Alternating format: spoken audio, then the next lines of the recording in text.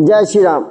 आज मैं प्रिय भक्तों अपने YouTube चैनल सूर्य ज्योतिष केंद्र के माध्यम से आपके लिए श्री विजया एकादशी फाल्गुन मास के कृष्ण पक्ष की एकादशी विजया एकादशी की कथा लेकर के आया हूं और इस कथा को आप संपूर्ण सुने और कथा का फल जब ही मिलता है जब आप पूरी कथा सुनेंगे और हमारे YouTube चैनल को सब्सक्राइब करेंगे।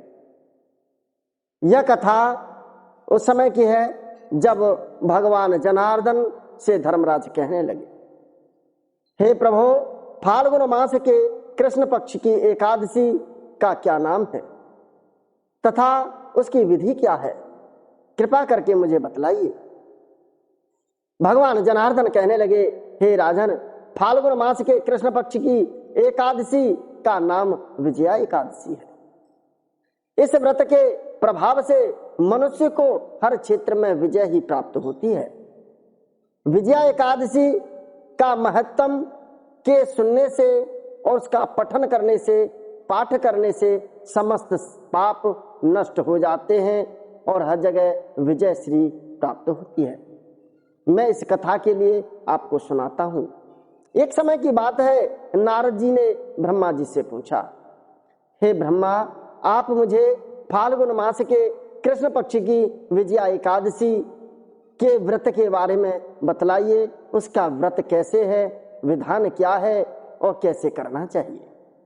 ब्रह्मा जी करने लगे, हे नारद, विजया एकादशी के बारे में तुम्हें सुना सकता हूं, ध्यान पूर्वक सुनो। प्राचीन काल में और सबसे पुराना जितने भी समस्त पाप हैं उनको हरण करने वाला केवल एक ही व्रत है, वह है विजया एकादशी व्रत।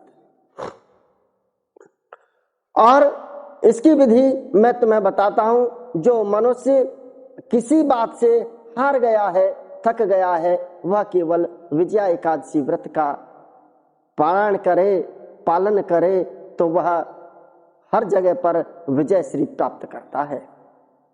देखो, यह कथा भगवान राम की चरित्र से ली गई है। त्रेता युग में श्री रामचंद्र जी को जब 14 वर्ष का वनवास हो गया, तब वह श्री लक्ष्मण जी तथा माता जानकी के साथ पंचवटी में निवास करने लगे। उस जगह पर महाराजा रावण ने सीता का हरण कर लिया। इस दुखद घटना को श्री राम और लक्ष्मण जी बहुत व्याकुल हुए, क्योंकि सीता जी का हरण हो गया। रामचंद्र जी बहुत विचलित हो गए और बहुत दुखी हुए और सीता जी की खोज में वह चलने लगे।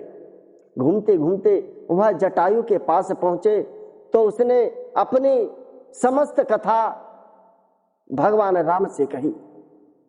कुछ आगे चल करके राम जी जब आगे चले तो वहां पर जाकर के उनकी सुग्रीव से मित्रता हुई और उन्होंने सुग्रीव से मित्रता करने के तदुपरांत बाली का वध किया।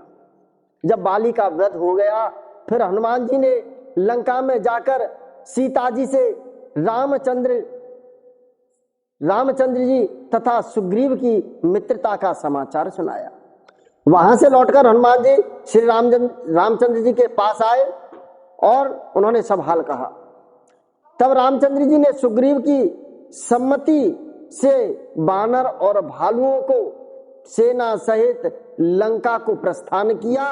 तब रामचंद्र जी ने समुद्र के किनारे पहुंचे तो उन्होंने महान अगाध मगरमच्छ से युक्त समुद्र को देखकर लक्ष्मण जी से कहने लगे, हे भाई, इस महान अगाध मगरमच्छ युक्त इस समुद्र को हम कैसे पार करेंगे। तब लक्ष्मण जी कहने लगे, हे भ्राता, आप आदि पुरुष हैं और पुरुषोत्तम हैं। यहां से करीब आधा योजन की दूरी पर एक द्वीप है जिसका नाम बकदा है और बकदा लभ्य नामक के मुनि वहां पर रहते हैं। उन्होंने अनेकों नाम के ब्रह्मा देखे हैं। आप उनके पास जाकर इसका उपाय पूछें। लक्ष्मण जी के वचन को सुन करके रामचंद्र जी बकदालभ्य ऋषि के पास पहुंचे और उनको प्रणाम करके उनके पास बैठ गए।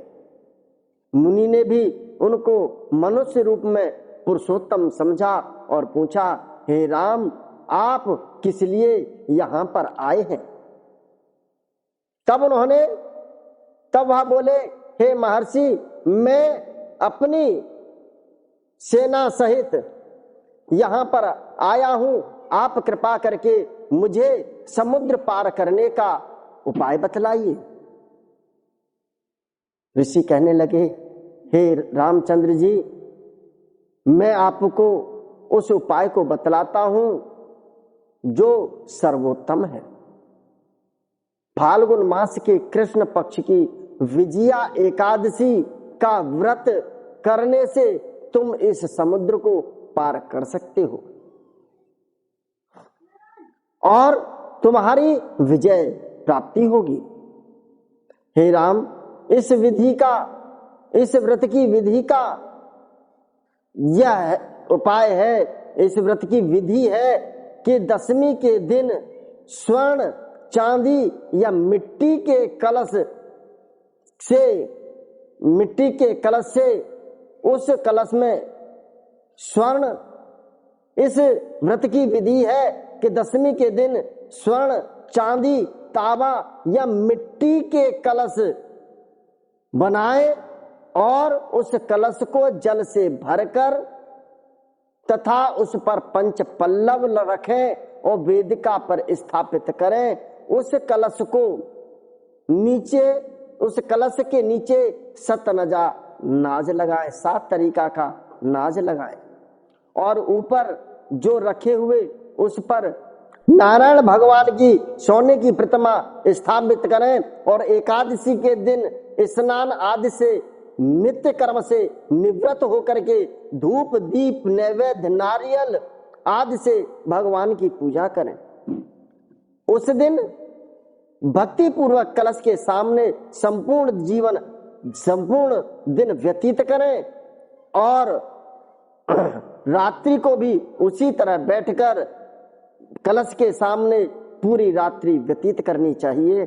द्वादशी के दिन नदी या तालाब के किनारे स्नान आदि से निवृत्त होकर के उस कलश को ब्राह्मण को दान देना चाहिए।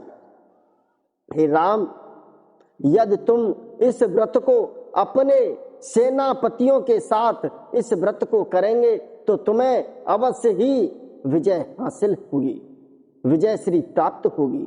तब श्री रामचंद्र जी ने मुनि की आज्ञा के अनुसार विधि पूर्वक विजया एकादशी का व्रत किया और जिसके प्रभाव से दैत्यों के ऊपर अर्थात लंकापति रावण के ऊपर विजय प्राप्त की।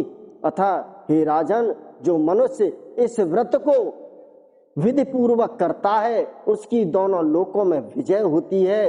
ब्रह्मा जी ने नारद जी से कहा, हे पुत्र, जो इस व्रत का महत्तम सुनता है उस व्यक्ति को वाजपेयी यज्ञ का फल प्राप्त होता है।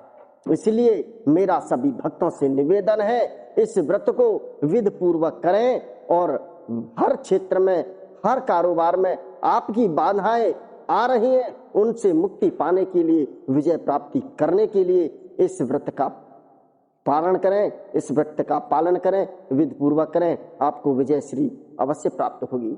जय श्री राम।